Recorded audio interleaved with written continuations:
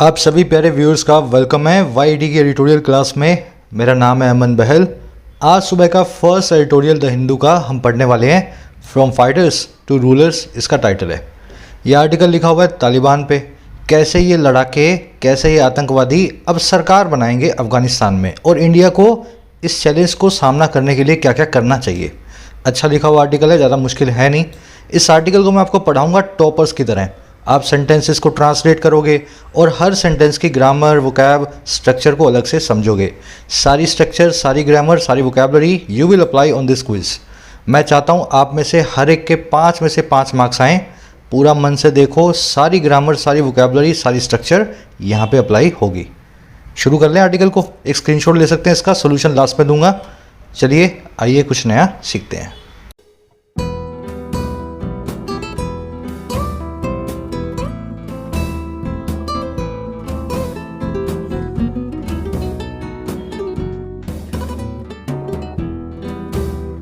कह रहा है फ्रॉम फाइटर्स टू रूलर्स।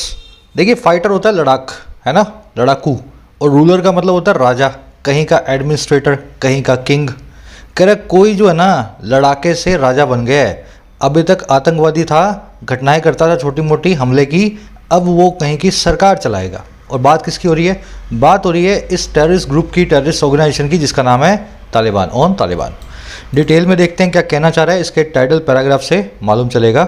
कह रहा है India must use its voice on the international stage to make Taliban respect freedoms and rights। कह रहे इंडिया को इस्तेमाल करना ही चाहिए। मस्ट यूज़, मस्ट का मतलब है चाहिए चाहिए, और यूज़ का मतलब है इस्तेमाल करना। अच्छा भाई, किसको? इसकी आवाज़ को, इसकी वॉइस को। और कहाँ पे? पूरी दुनिया में इंटरनेशनल स्टेज पे। इंटरनेशनल मतलब अंतर्राष्ट्रीय, स्टेज मतलब प्लेटफॉर्म। तो पूरे वैश्विक मंच पे अपनी आवाज़ को इस्तेमाल करना चाहिए। अच्छा, किस काम के लिए करना चाहिए ये बताएगा आपको टू लगा के। To make Taliban respect, make करवाने के लिए तालिबान को रिस्पेक्ट। ये स्ट्रक्चर मैं अभी आपको समझाऊंगा। इसका मतलब ये तालिबान को जबरन रिस्पेक्ट करवाने के लिए, फ्रीडम्स की, आज़ादियों की, और राइट्स की, हकों की, अधिकारों की। तो इंडिया क्या अपनी वॉइस को इस्तेमाल करे। इंडिया की बहुत भारी वॉइस है इंटरनेशनल स्टेज पे। उस वॉइस के जरिए तालिबान को मजबूर करे, मेक करे कि वो रिस्पेक्ट दे लोगों की फ्रीडम्स को और लोगों के इंडिविजुअल राइट्स को। समझ गए? सब्जेक्ट आपका इंडिया, वर्ब आपकी मस्ट यूज। मस्ट एक मॉडल वर्ब है। मॉडल वर्ब के बाद में सिर्फ और सिर्फ वर्ब की बेस फॉर्म आ सकती है। इसलिए इंडिया होने के बावजूद हमने यूजेस नहीं लिखा, वर्ब के पीछे एस को नहीं लगाया। समझ गए ना? एस लगाओगे इंडिया के हिसाब से, लेकिन मॉडल अपने बाद बोलती है मेरे बाद एस वाली फॉर्म नहीं आ सकती, तो इसने यूज लिखा है। अब इस स्ट्रक्चर को देखेंगे फटाफट से। ये मेक वाली स्ट्रक्चर क्या होती है? बहुत आसान है। किसी से कोई काम करवाना हो ना जबरन, तब आप इस मेक नाम की वर्ब को यूज़ करते हो। इसकी जगह एक फोर्स नाम की वर्ब भी होती है, वो भी यही काम करती है। जैसे जो पुलिस वाले हैं वो इन दंगाइयों से, प्रोटेस्टर्स से ग्राउंड से लीव करवाएंगे, मतलब ग्राउंड से इनको रवाना करेंगे, है ना, ग्राउंड में जो इकट्ठे हुए हैं प्रोटेस्टर्स। तो मैं बोल रहा हूँ the police will force the protesters to leave the ground. यहाँ पे विल फोर्स बता रहा है, फोर्स करेंगे पुलिस वाले, इनको जबरन जो है इस काम को करवाएंगे। और काम है प्रोटेस्टर्स को लीव करवाना, यहाँ से निकाल फेंकना ग्राउंड से। अब देखो, इसी वर्ब को फोर्स की जगह मैं मेक से भी बता सकता हूँ। The police will make the protesters to leave the ground, है ना। किसी से कोई काम करवाया जबरन, तो फोर्स की जगह मेक को यूज़ कर लिया। लेकिन इसकी खासियत है। खासियत क्या है? फोर्स के बाद में भाई प्रोटेस्टर से टू लीव करवाया था, लेकिन मेक वर्ब अपने बाद में बेस फॉर्म को लेती है। तो क्या करूँगा, इस टू को निकाल दूंगा। The police will make the protesters leave the ground. बस इतना ही आपको समझना है, और इसी पे आपको मिलेंगे क्वेश्चंस एग्जाम में। अब आप ध्यान से देखो स्ट्रक्चर को। भाई इंडिया को यूज़ करना चाहिए ताकि मेक करे तालिबान को रिस्पेक्ट फ्रीडम, है ना। मेक तालिबान टू रिस्पेक्ट नहीं लिखा, make Taliban without to respect. जैसे यहाँ पे make protesters without to leave. अब थोड़ा सा और आगे बढ़ा रहा हूँ इसी कॉन्सेप्ट को। बहुत अच्छा कॉन्सेप्ट है ये। जो काम ये मेक नाम की वर्ब करती है, वही काम हैव और गेट नाम की वर्ब भी करती है। अब इनमें फ़र्क क्या है? हैव वर्ब भी अपने बाद में बेस फॉर्म लेगी, लेकिन गेट वर्ब जो है अपने बाद में टू इन्फिनेटिव को लेगी। मान लो मेक की जगह यहाँ पे मैं हैव लगा दूँ तो भी ये सेंटेंस ठीक है। और मान लो यहाँ पे मैं गेट लगा दूँ तो भी ये सेंटेंस ठीक है।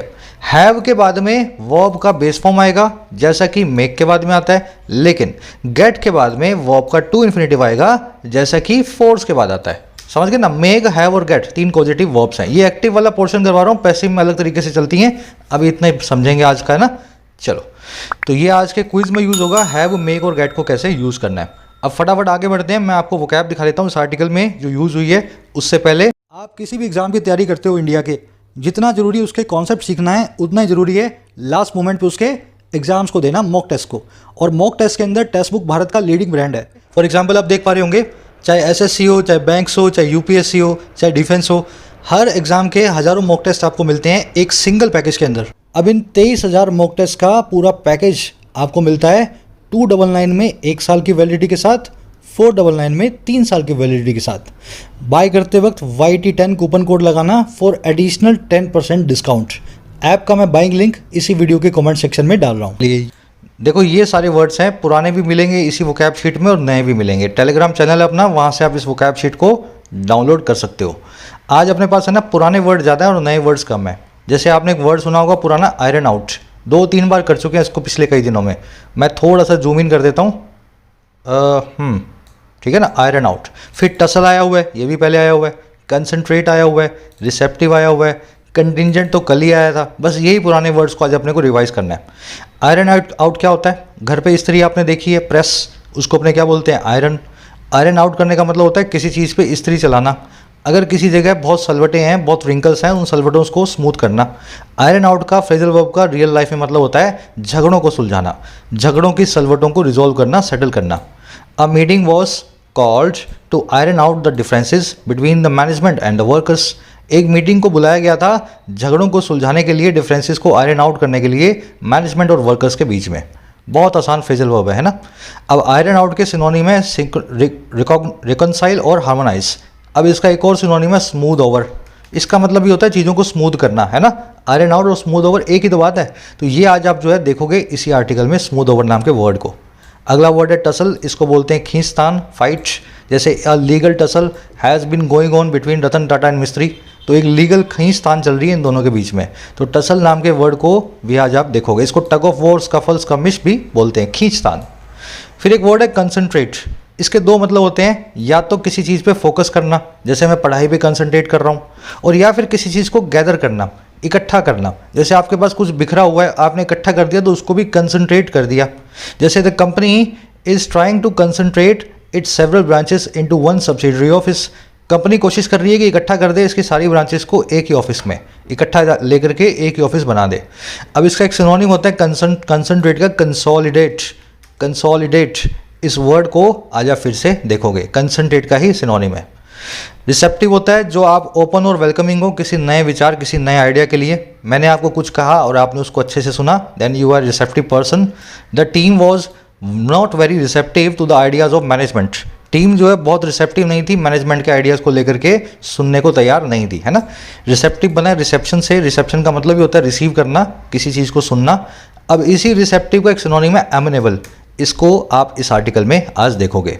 फिर एक वर्ड है कंटिंजेंट, ये कल ही हमने किया था। अ ग्रुप ऑफ रिप्रेजेंटेटिव्स, नुमाइंदों का एक ग्रुप। जैसे मैंने आपको एग्जांपल दिया, इंडिया के यहाँ से 15 एथलीट्स गए, रशिया के यहाँ से 20 एथलीट्स गए, तो ये 15 एथलीट्स जो हैं एक कंटिंजेंट कहलाएंगे क्योंकि भारत देश को रिप्रेजेंट कर रहे हैं, है ना। तो इस कंटिंजेंट नाउन की आज आप एडजेक्टिव फॉर्म देखने वाले हो। एडजेक्टिव फॉर्म में कंटिंजेंट का मतलब होता है ऐसी चीज़ जो पॉसिबल तो हो लेकिन अनसर्टेन हो, जो हो तो सकती हो लेकिन जिसका होना निर्धारित ना हो। The project overshot it's budget because of contingent expenditures. Project ने ओवरशॉट कर दिया, आगे निकल गया अपने बजट से कंटिंजेंट एक्सपेंडिचर्स के द्वारा। अब ये ऐसे एक्सपेंडिचर थे, ऐसे खर्चे थे जो इन्होंने अनसर्टेन थे, पहले लगता था नहीं होंगे लेकिन पॉसिबल थे और बाद में हो भी गए। समझ गए ना। इसको अनफॉरसीन और इंसिडेंटल भी बोलते हैं। अब इसी पे एक फ्रेज बनता है कंटिंजेंट ऑन। इसका मतलब होता है डिपेंडेंट ऑन या डिटर्मिन्ड बाय। ये एक एडजेक्टिवल फ्रेज है। Our success is contingent on your help. हमारी सक्सेस आपकी हेल्प पे कंटिंजेंट है। देखो इसका मीनिंग इसी से निकल रहा है। सक्सेस जो है पॉसिबल है लेकिन अनसर्टेन है, कंटिंजेंट होना है आपकी हेल्प पे। आपकी हेल्प मिली तो ये पॉसिबल है और सर्टेन भी हो जाएगी, नहीं मिली तो हमारी सक्सेस ऐसे ही रह जाएगी, हमें कामयाबी नहीं मिलेगी। तो एक तरीके से इसका मतलब है डिपेंडेंट होना है, हिंज्ड ऑन है। समझ गए ना। तो कंटिंजेंट ऑन नाम के वर्ड को भी आज आप देखेंगे। चलिए सारे वर्ड्स आपने रिवाइज कर लिए हैं। इसी तरीके से अपनी रिवीजन को चलाए रखो, आगे बढ़ाए रखो। अब फटाफट से एक समरी मैं आपको दे देता हूँ, किस बारे में लिखा हो आपको पता लगे। अपनी ऐप को डाउनलोड करें प्ले स्टोर से, योर इंग्लिश ट्यूटर एंड्रॉइड पे अवेलेबल है। कमेंट सेक्शन में इसका लिंक डाल रहा हूँ फर्स्ट कमेंट में। डाउनलोड करने के बाद, रजिस्टर करने के बाद आपको स्टोर टैब में मिलेंगे क्वालिटी कोर्सेज अफोर्डेबल प्राइसेस में। पहला कोर्स है बेसिक से एडवांस्ड इंग्लिश राइटिंग का। हर एग्जाम के लिए बिल्कुल बेसिक से कैसे शुरू करना है इंग्लिश को लिखना, इस कोर्स में मैं आपको सिखा रहा हूँ। ग्रामर भी इसमें इंक्लूडेड है काफ़ी हद तक। ऐसा एक भी कोर्स आपको इंडिया में नहीं मिलेगा जो बिल्कुल बेसिक से आपको इंग्लिश में लिखना सिखाए एडवांस लेवल तक। हर एग्जाम के लिए आप प्रिपेयर कर सकते हैं। 699 इसका प्राइस है, लेकिन कोड लगा लेना लकी 100, 100 रुपये का आपको डिस्काउंट मिलेगा। 599 में इस कोर्स को आप ले पाएंगे, ठीक है। फिर इसके बाद एसएससी बैंक से कोर्सेज भी हैं प्रीलिम्स के। कल मैं मेंस का कोर्स जो है अब जो करने वाला हूँ लॉन्च शाम के अंदर बैंकिंग का। तो ये सभी कोर्सेज आपको ऐप पे मिलेंगे, ज़रूर से डाउनलोड कर लें। देखो समरी बहुत सीधी सी है। तालिबान ने कब्जा तो कर लिया अफगानिस्तान पे, लेकिन ये है जंगली दरिंदे। सरकार बनाने से इनको कोई मतलब नहीं है, सरकार वगैरह इनको चलानी आएगी भी नहीं, और सरकार इनसे बन भी नहीं रही। अब ये आर्टिकल बता रहा है सरकार ना बनने के पीछे रीजंस क्या हैं। पहला रीज़न है तालिबान के बीच की पड़ी हुई फूट। वो बोलता है मैं मंत्री बनूंगा, वो बोलता है मैं नेता बनूंगा। दूसरा पाकिस्तान का हस्तक्षेप, पाकिस्तान की दखलंदाजी, क्योंकि पाकिस्तान चाहता है कि इसका हक्कानी नेटवर्क जो एक टेररिस्ट ऑर्गेनाइजेशन है उसको भी तालिबान की सरकार में जगह मिले। हमारा आर्टिकल ये कह रहा है कि ऐसी सरकार अगर बन भी गई ना, इंडिया उससे बातचीत नहीं कर पाएगा। ये वही हक्कानी नेटवर्क है जिसने बहुत सारे टेरर अटैक्स किए हैं इंडिया में। तो अब इंडिया के पास एक ही ऑप्शन है, सारा दम लगा करके अपनी वॉइस से इंटरनेशनल स्टेज पे तालिबान पे सैंक्शंस लगवाए। तालिबान को मजबूर कर दे कि वो अफगानियों को फ्रीडम्स दे, राइट्स दे, उनसे तमीज़ से पेश आए। एक ऐसी सरकार तालिबान की बने जिसको इंडिया कभी अडॉप्ट कर पाए, जिससे कभी बातचीत कर पाए। इस तालिबानी सरकार से इंडिया कभी भी इंगेज नहीं कर पाएगा। समझ गए? बस आज की यही समरी है। आज की टोन है सजेस्टिव और एडवाइजिंग। इंडिया के लिए सजेशन है और एडवाइस कर रहा है, थोड़ा सा कंसर्न भी है। ऐसी सरकार से इंडिया क्या बातचीत करेगा, इस चीज़ को लेके कंसर्न भी है। चलिए आगे बढ़ें, शुरू कर लेते हैं आर्टिकल को। डिस्क्रिप्टिव क्वेश्चन लास्ट में देता हूँ मैं आपको, ठीक है। कह रहा है after postponing the announcement twice, Taliban spokesperson have said that they expect to have a new government in Afghanistan this week. कह रहे पोस्टपोन करने के बाद, और किसको? अनाउंसमेंट को 2 दफ़ा ट्वाइस। अनाउंसमेंट मतलब ऐलान है ना, पोस्टपोन मतलब आगे के लिए टाल देना। इस ऐलान को 2 बार आगे के लिए टाल देने के बाद, अच्छा किस ऐलान को और किसने टाला? कह रहा है तालिबान का जो स्पोक्स पर्सन है, जो प्रवक्ता है, वो कह चुका है, हैज सेड। और क्या कह चुके हैं वो? कि वो एक्सपेक्ट कर रहे हैं कि उनका एक नया गवर्नमेंट होगा। They will have a new government, they expect to have a new government. और कहाँ पे? अफगानिस्तान में, इसी हफ्ते, दिस वीक। तो 2 बार तो बनाते बनाते, ऐलान करते करते इन्होंने पोस्टपोन कर दिया। अब यूँ कह रहे हैं कि इसी वीक में एक्सपेक्ट कर रहे हैं कि सरकार बन जाएगी। शायद तीसरी दफ़ा भी पोस्टपोन करना पड़े। समझ गए? तालिबान स्पोक्स पर्सन की, स्पोक्समैन की जो वर्ब है हैव सेड, डे की वर्ब है एक्सपेक्ट। और इसमें कुछ देखने वाला है, दिस वीक। अगर दिस ना लगा होता तो यहाँ पे लगाना पड़ता इन वीक, है ना, in a week, in 2 weeks, in 3 weeks. लेकिन this, that, upcoming, next, previous, last, ये सभी वर्ड्स ऐसे वर्ड हैं जो वीक, मंथ या ईयर से पहले आते हैं और इन या ऑन प्रीपोजिशन को निकाल देते हैं। बहुत बार कर चुके हैं रूल, अपनी डायरी में देखो। चलिए आगे बढ़ते हैं। कह रहा there has been some speculation over the delay more than 3 weeks after the Taliban gunmen walked into Kabul and president Ashraf Ghani fled. अब बता रहा है कहानी क्या है पूरी। कह रहा है 3 वीक हो चुके हैं। There has been some speculation, थोड़ी स्पेकुलेशन, कयास जो है डिले के ऊपर लग रहे हैं। स्पेकुलेशन का मतलब होता है कयास। अब गैस लगाते हो ना, अच्छा ऐसा हुआ होगा, ऐसी कोई थ्योरी आप देते हो, उसको बोलते हैं स्पेकुलेशन। तो कह रहा है कुछ कयास, कुछ स्पेकुलेशन, कुछ गैसिंग जो है रही है डिले के ऊपर। और कह रहा है कब? 3 वीक के बाद में, मोर देन 3 weeks। और कब? जब तालिबान के गनमैन, तालिबान के जो बंदूकधारी हैं, वॉक इनटू कर गए, काबुल के अंदर घुस गए काबुल में। और प्रेसिडेंट अशरफ घनी है जो वहाँ से फ्लड कर गए, वहाँ से रफा दफा रफू चक्कर हो गए। तो 3 वीक हो गए इस पूरे काम को। जब ये काबुल में आए थे, प्रेसिडेंट अशरफ घनी भागा था, लेकिन आज भी सरकार इनसे बनी नहीं है। और बहुत लोग जो है इस पर स्पेकुलेशन या कयास भी अपनी अपनी थ्योरियाँ दे रहे हैं। सेंटेंस के स्ट्रक्चर देखो। स्पेकुलेशन बता दिया मैंने आपको, गेस थ्योरी है हाइपोथेसिस, इसकी वर्ब है हैज़ बीन। सब्जेक्ट आपका देयर नहीं है। देयर जब भी आपका सब्जेक्ट बना हुआ आपको दिखे तो समझ जाना ये आपको गुमराह कर रहा है। एक्चुअल में सब्जेक्ट जो है वो वर्ब के बाद में रखा हुआ है। तो स्पेकुलेशन सब्जेक्ट है और हैज़ बीन आपकी वर्ब है। इसको डमी सब्जेक्ट बोलते हैं देयर को। तालिबान गनमैन की वर्ब है वॉक इनटू। वॉक इनटू मतलब घुस जाना। अशरफ घनी की वर्ब है फ्लड। फ्लेड का मतलब होता है कहीं से रफू चक्कर हो जाना, रन अवे करना। ये बनी है फ्ली से, फ्ली की second form fled, third form fed. तो यहाँ पे हमने V2 को यूज़ किया हुआ है रन अवे की जो है ना फ्ली की। अगर ये थर्ड फॉर्म होती तो यहाँ पे हैज़ या हैव भी लगाया होता है ना, गनी के साथ में हैज़। चलिए कह रहा while some have said that Taliban were waiting to take control of the last hold out province of Panjshir, and others even suggested there was some symbolism attached to timing it with the 20th century anniversary of 9/11.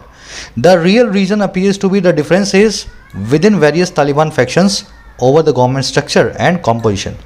अब बता रहे हैं ये speculations क्या हैं, लोग क्या थ्योरियां दे रहे हैं और रियल रीजन वास्तव में क्या हो सकता है।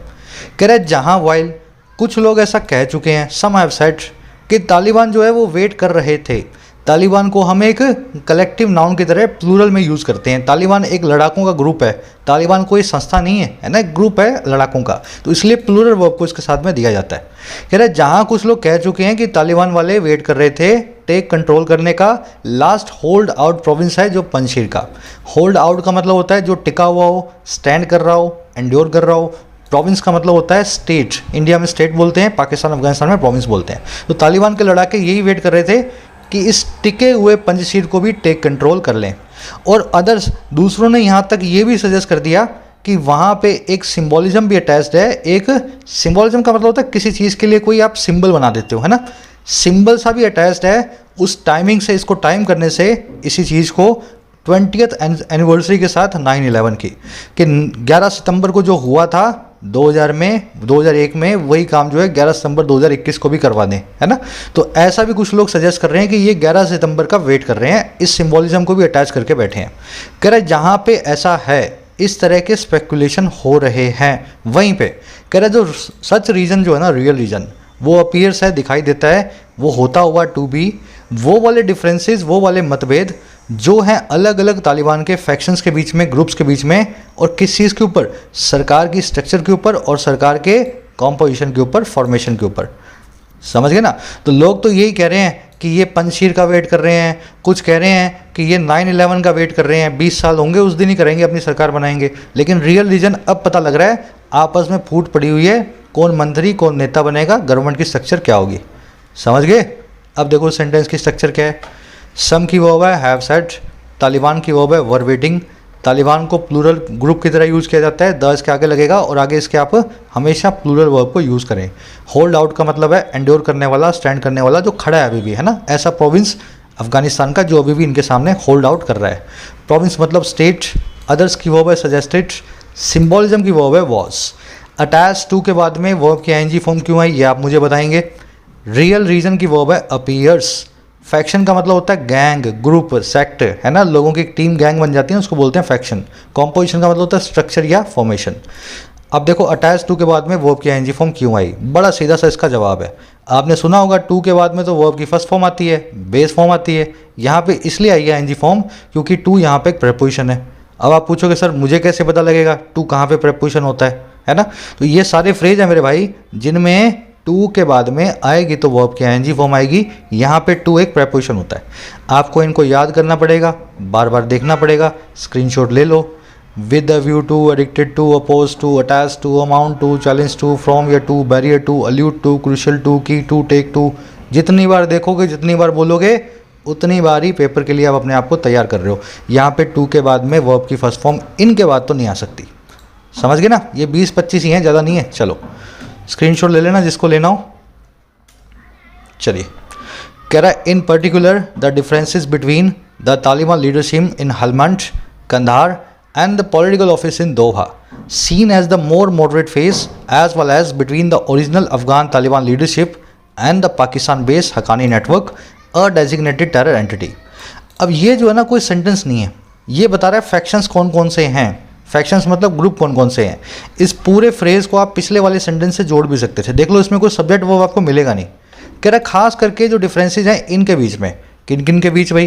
तालिबान की लीडरशिप जो हेमलैंड में है, कंधार में है, और जो इनका पॉलिटिकल ऑफिस है दोहा में, इन तीनों के बीच में डिफरेंस हमें देखने को मिल रहे हैं।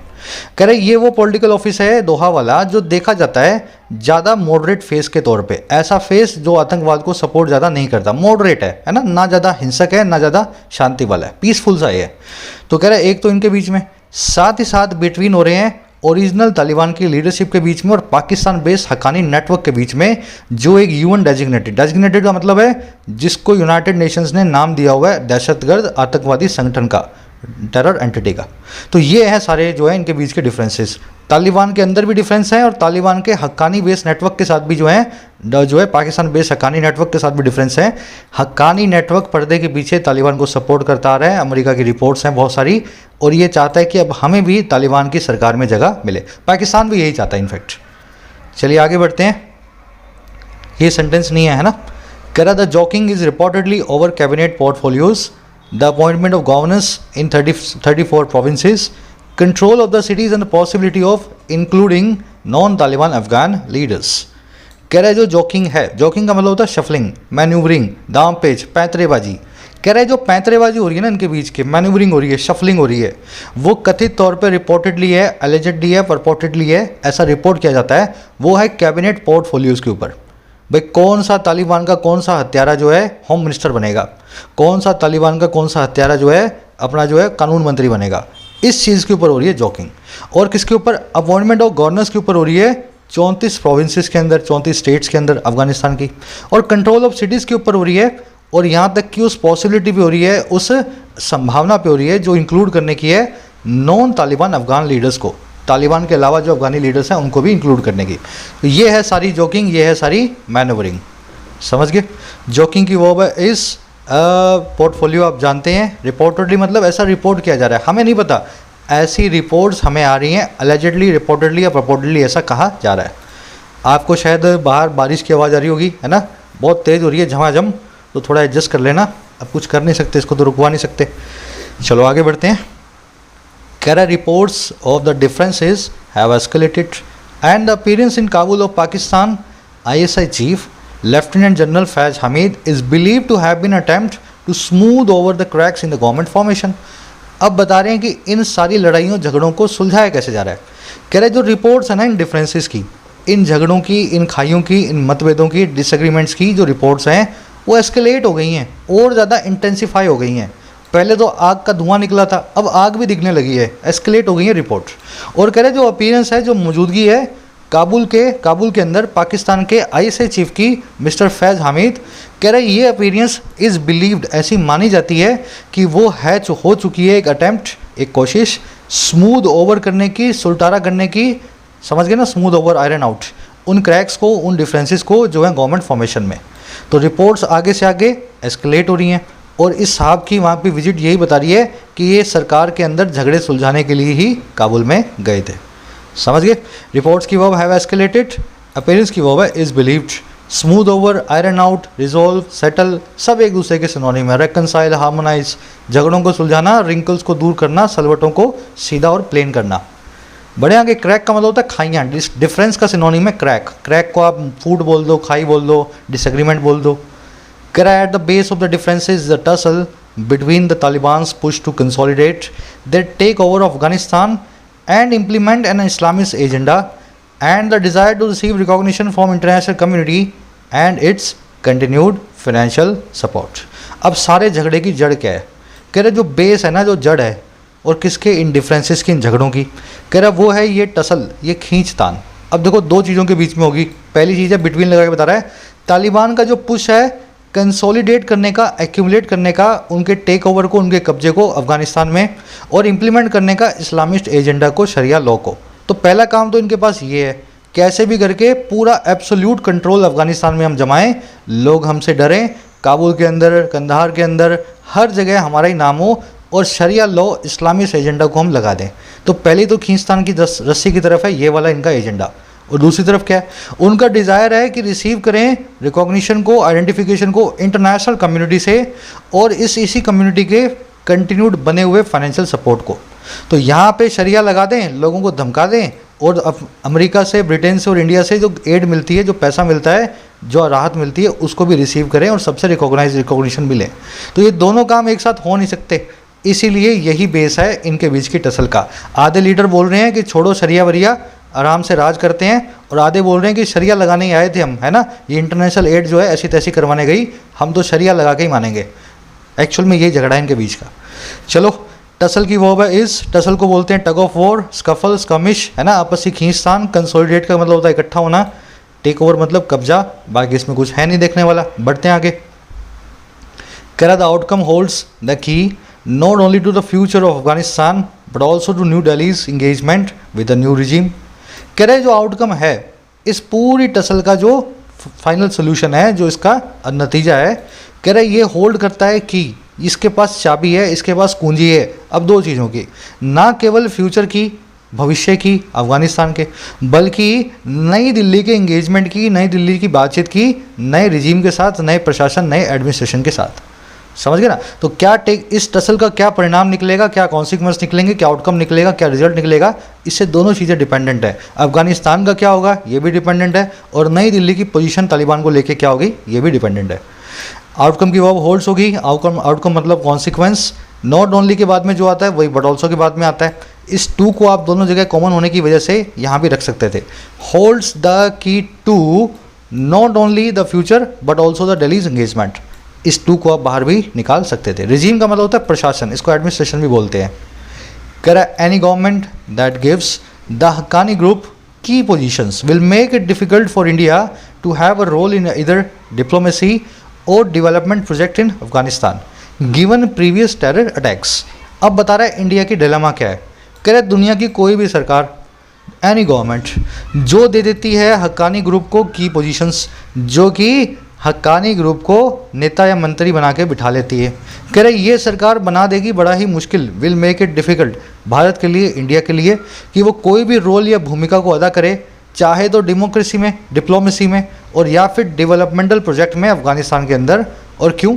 देखते हुए प्रीवियस टेरर अटैक्स को। तो जो लोग इंडिया में बॉम्ब ब्लास्ट करते आ रहे हैं हक्कानी ग्रुप वाले, उन लोगों की सरकार अगर बन गई, ना तो इंडिया उनसे बातचीत कर पाएगा, डिप्लोमेसी कर पाएगा, ना अफगानिस्तान में नया सलमा डैम बनेगा, ना वहाँ पे डेवलपमेंटल प्रोजेक्ट होंगे। समझ गए ना? क्योंकि ये अटैक करते आ रहे हैं ना इंडिया पे। तो गवर्नमेंट की वर्ब है विल मेक, दैट की वर्ब है गिव्स। गवर्नमेंट के लिए आया रिलेटिव प्रोनाउन दैट, है ना, वो वाली गवर्नमेंट जो ऐसा काम करती है। गिवन और गिवन दैट के बीच का डिफरेंस आप जानते हो, नहीं जानते हो तो रिवाइज करवा देता हूँ, देख लो।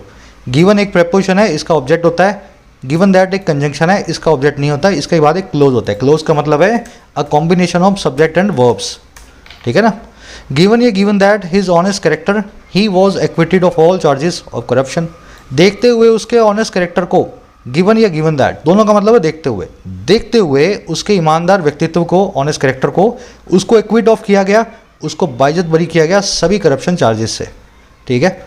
अब यहाँ पे आ रहा है हिज ऑनेस्ट कैरेक्टर।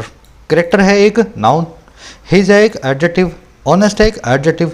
कहने का मतलब क्या है, ये एक नाउन फ्रेज है, प्रेपोजिशन का ऑब्जेक्ट बनने का काम करेगा। इसकी कोई वर्ब नहीं है, कॉमा लग गया इसके आगे, खत्म हो गया है। अगर ऐसा है तो इसके बाद में क्लोज नहीं आने की वजह से गिवन दैट नहीं आ सकता। आप यहाँ पे गिवन को यूज़ करें।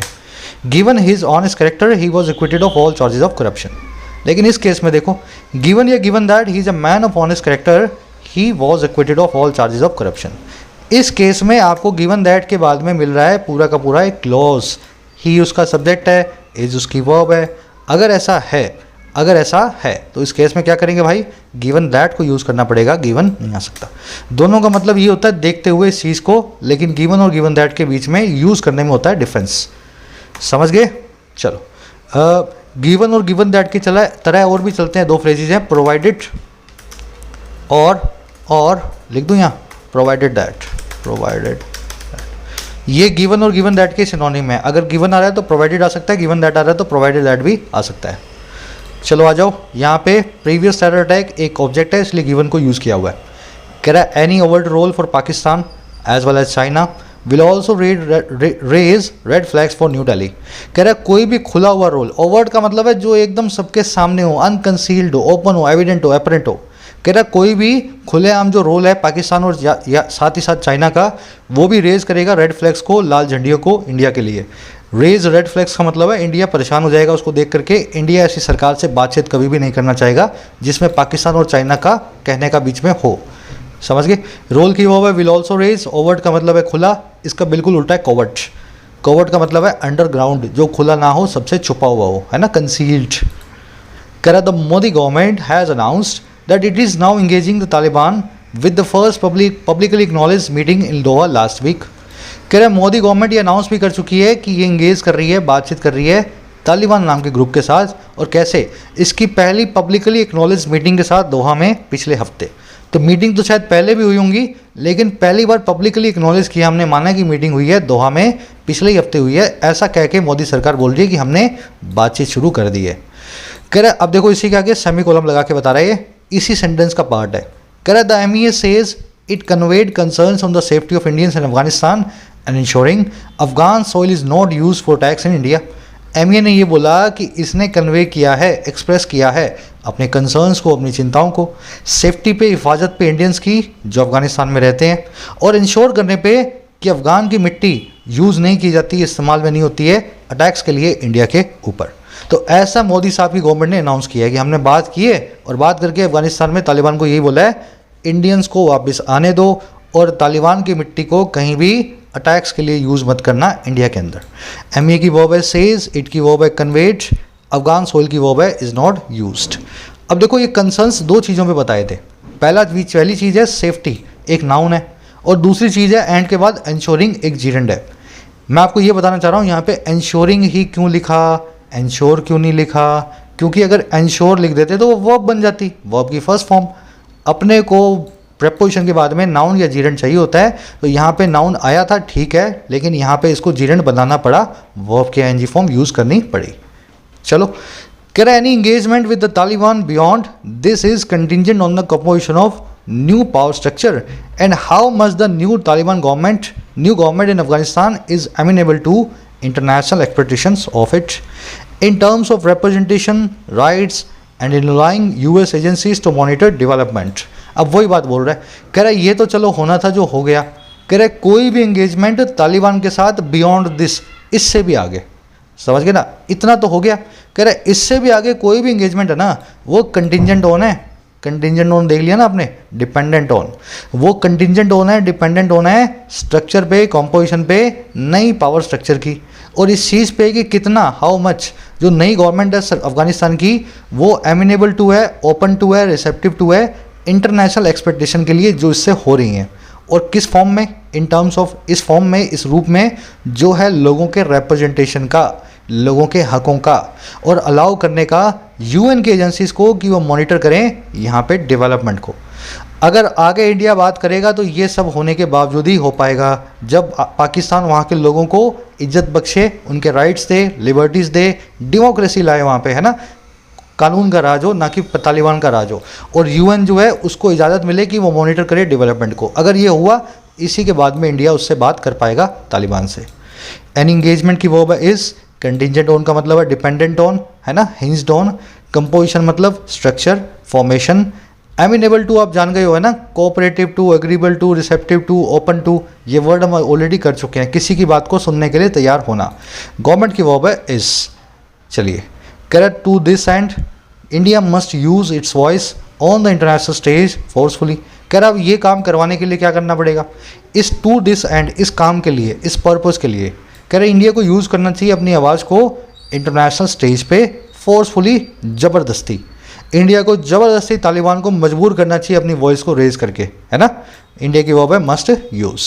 अब देखो इसमें क्या क्या चीज़ें आती हैं, कह रहे this includes blocking any move at the UNGA and UNSC to recognise the new regime and stopping the delisting or exemptions to Taliban leaders at the 1988 Sanction Committee, which India chairs until the Taliban regime shows a willingness to comply। कह रहा अब इसमें शामिल क्या क्या है, इस forcefully जो है एक्ट में क्या क्या शामिल है। कह रहे ये इंक्लूड करता है ब्लॉक कर देना किसी भी मूव को, किसी भी हरकत को UNGA में और UNSC में जो है रिकॉग्नाइज करने की, पहचानने की नए रिजीम को। हर कंट्री को इंडिया मना बोल दे UNSC और UNGA के अंदर कि आप तालिबान को सरकार का दर्जा नहीं दोगे, और स्टॉप भी कर देना है, और डीलिस्टिंग स्टॉप भी कर देना है, डीलिस्टिंग को या फिर एग्जाम्पशंस को तालिबान लीडर्स के लिए। तालिबान लीडर्स पे अभी एग्जाम्पशन लगे हुए हैं और इनका लिस्ट में नाम है टेरर आउटफिट्स की, है ना, तो इसकी डीलिस्टिंग को और एग्जाम्पशन को भी स्टॉप करना है। और कहाँ पे, 1988 की सैंक्शन कमेटी में, जिसकी अगुवाई इंडिया करता है, जिसको इंडिया चेयर करता है, आज भी चेयर कर रहा है। कह रहे ये सब चीज़ें इंडिया को करनी पड़ेगी, करनी ही पड़ेंगी। और कब तक, अनटिल, जब तक तालिबान ना दिखा दे एक विलिंगनेस को, एक इच्छा को कंप्लाई करने की, सबकी बात को मानने की। अनटिल आप जानते हो, इसके बाद में नोट अपने आप आ जाता है, लिखने की ज़रूरत नहीं है। जब तक तालिबान ये ना बता दे, ना दिखा दे कि हम इच्छुक हैं, विलिंग हैं आपकी बात को मानने के लिए, तब तक इंडिया को अपनी हार्ड पोजीशन को बनाए रखना है। दिस की वर्ब इंक्लूड्स, इंडिया की वर्ब है चेयर्स, तालिबान रिजीम की वर्ब है शोस। विलिंगनेस मतलब रेडीनेस, और इसमें कुछ आया नहीं, है ना। चलो सिंपल आर्टिकल था आज का, मेरे ख्याल से ज़्यादा कुछ इसमें तामझाम है नहीं, है ना। फटाफट से अपने क्विज को देख लेते हैं। देख लें क्विज को। चलो अब देखो यहाँ पे 4 क्वेश्चन है क्लोज टेस्ट के। पहले आपको बताना है हैज़ नाम की कॉजेटिव वर्ब अपने बाद में कैसे बिहेव करवाती है दूसरे वर्ब्स को, तो यहाँ पे आपको चेक करना पड़ेगा। फिर आपको देखना है मेड नाम की वर्ब यानी मेक की सेकंड फॉर्म, ये कैसे अपने बाद में वर्ब्स को बिहेव करवाती है। कॉजेटिव वर्ब सिखा चुका हूँ ना, हैज़, गेट और मेक शुरू में ही। फिर आपको देखना है प्रायर टू कौन सा फ्रेज है, ये टू अपने बाद में जीरेंड लेगा, इन्फिनेटिव लेगा, V1 V2 V3 क्या लेगा, है ना, यहाँ देखना है। फिर लास्ट में आपको देखना है गिवन और गिवन दैट या प्रोवाइडेड और प्रोवाइडेड दैट में से क्या आप यहाँ पे चौथे में डाल सकोगे। आपको चेक करना है इसके बाद में क्या आ रहा है, क्लोज आ रहा है या ऑब्जेक्ट आ रहा है। बहुत आसान है। इतना बताने के बाद तो 4 नंबर आ ही जाने चाहिए अगर आपने आंखें खोल के कान खोल के पूरा सेशन देखा है तो। अच्छा, फ्रेजल वर्ब आयरन आउट 20 बार आ गई इस आर्टिकल में। आयरन आउट का सिनोनिम क्या है, इन चारों में से एक सिनोनिम आपको बताना है। 5 में से 5 नंबर सबके मिलेंगे, हिंट मैंने आपको दे दी है। कमेंट सेक्शन फर्स्ट में इसके आंसर भी डाल रहा हूँ, वहाँ से मैच कर लेना, मेरे से अपना वाला आंसर मैच करना। अच्छा, आज का एक डिस्क्रिप्टिव क्वेश्चन दे दूँ क्या मैं आपको, बड़ा सिंपल सा है। आप क्या चाहते हैं और क्या मानते हैं। देखो मोस्ट प्रोबेबली तालिबान के अंदर ये सब चीज़ें बदलाव नहीं होने वाले, जो इंडिया सोच रहा है, जो एक्सपेक्ट कर रहा है। जब तालिबान की एक सरकार बनी जाएगी जो ऐसे गलत काम करती रहेगी, क्या आपको लगता है इंडिया को इंगेज करना चाहिए उनसे या नहीं करना चाहिए। इंगेज करने का मतलब ये है कि अपने अच्छे रिलेशन होंगे, वो यहाँ पे टेरर अटैक्स नहीं करेंगे। इंगेज ना करने का मतलब है हम अपनी बात पे कायम रहेंगे, चाहे हमारे देश में टेरर अटैक्स भी हो जाएं, आतंकवादी घंटे जो है घटनाएं भी हो जाएं। तो दोनों ही एस्पेक्ट हैं इस बात के, है ना। क्या आपको लगता है इंगेज करना चाहिए इनके साथ या नहीं करना चाहिए, जरूर से बताना। 3 कमेंट्स में अपना आंसर डालो लिख करके। अगली वीडियो मुलाकात होगी। Until then signing out.